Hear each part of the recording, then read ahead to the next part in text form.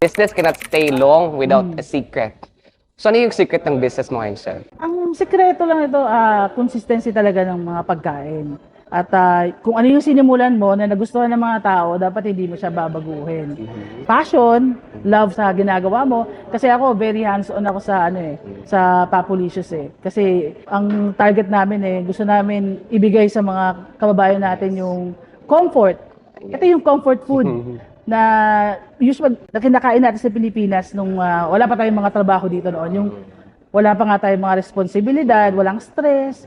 Yun Gusto ko lang kahit paano, alam mo naman yung hirap ng mga kababayan dito. Yes. Dahil sa Papulicious, sa konting maibalik sila dun sa moment na yon, sa memories na yon. Yun yung namin na actually, kami doon successful kami doon kasi yun yung narinig namin sa mga customers. Customers, sa feedback. Yes, feedback talaga as in consistent.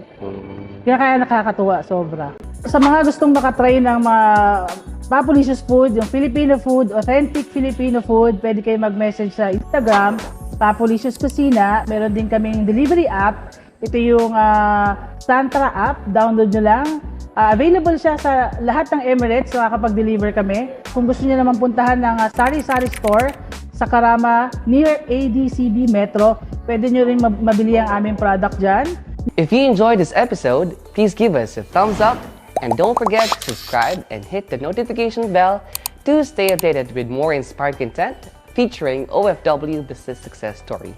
Keep chasing your dreams and turn your entrepreneurial visions into reality. Remember, what we think, we become. See you next time.